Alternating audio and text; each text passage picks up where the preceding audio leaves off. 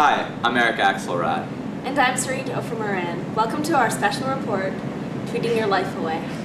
You know, the internet is a freewheeling medium that facilitates the rapid spread of information. Unfortunately, sometimes that information could be quite detrimental.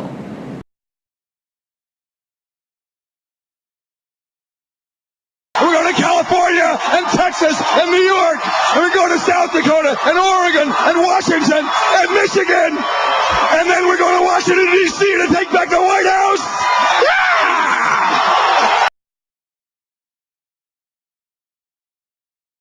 Yeah! Chances are, you answered the internet to one or both of these. We've all seen clips of the infamous Dean scream, and remembered as the thing that derailed his bid for the White House. What we don't remember is that Dean's campaign was already facing trouble before the scream, that the scream itself was actually dubbed on after by Fox News. This incident reminds us that all it takes is for one embarrassing moment to be broadcast over the internet, and all bets are off. Though not all of us are politicians, we found we have to act like politicians when out online. Thanks to mobile technology, everyone constantly has a mass audience. Now we must answer to how we are represented online. Can you please tell us about how the internet has affected the life of either you or someone you know in a negative way? Personally, I was kind of dating this girl, and we had sort of a long-distance relationship, and we communicated mostly by text, but then I lost my phone. Or no, I didn't lose my phone. My phone got broken. Actually got broken. So I wasn't responding to her text for like a day and a half. I couldn't, you know. So she was like, when I finally got it working, she was like livid. She wanted to break up. I mean, yeah, she's a little bit insecure, but still, it's just like that simple, you know, being without it, that simple like misunderstanding kind of was a little bit of a problem. Can you tell us about a story of you or someone you know and how the internet or the cell phones have affected their life in a negative way in terms of the spread of information? Sure, yeah. A mutual friend I have with another friend, he is a gay guy getting married to a Russian girl, and the Russian girl's paying for it, and it's basically so she can stay in the States. But like, they can go to jail, like if people knew who that was. So, you know, they use Facebook. One of their mutual friends said, oh, how was your wedding with what's her name? And he posted that, and the friend was really mad, because anyone can see that now. Everybody knows that information, and they can go to jail. So he removed the comment, but still, he's really pissed.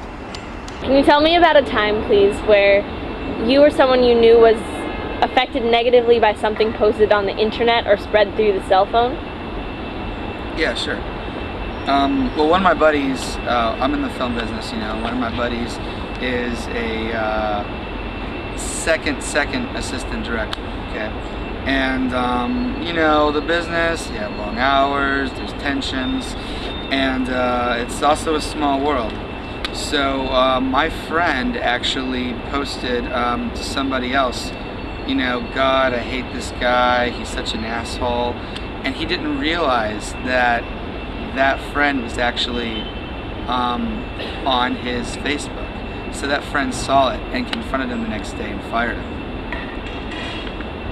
How? And he never worked for that company again.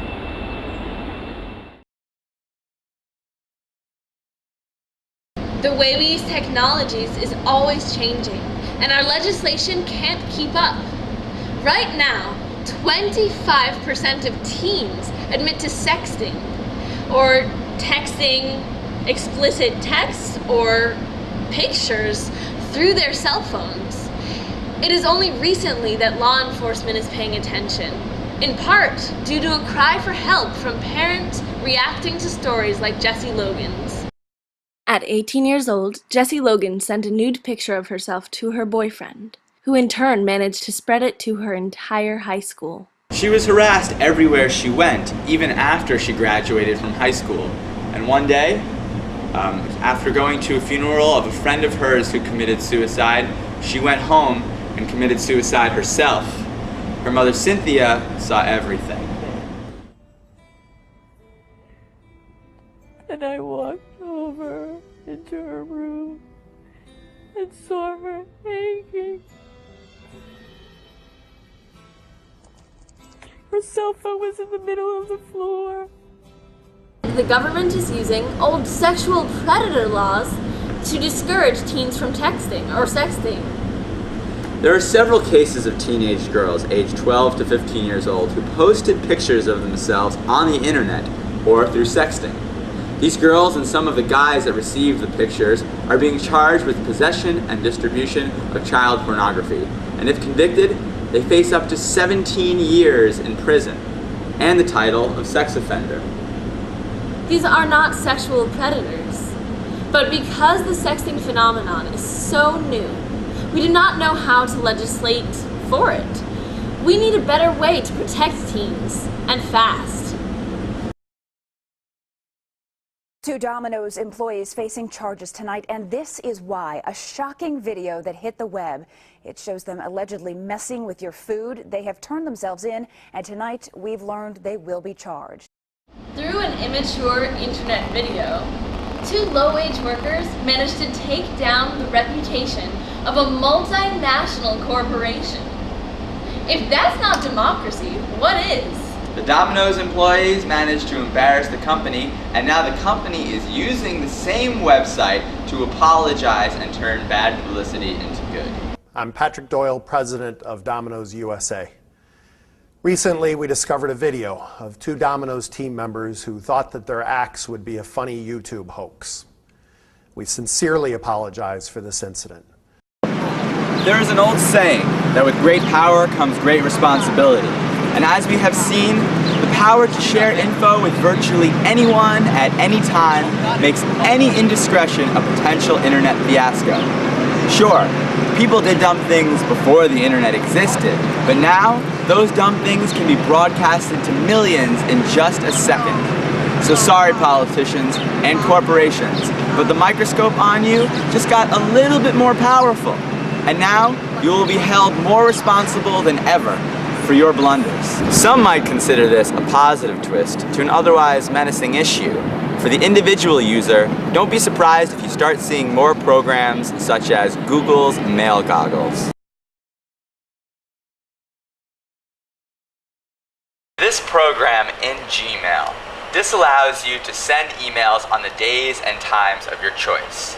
Times when you think you might be too intoxicated to responsibly communicate to your friends, family, or more likely, ex-boyfriends or girlfriends.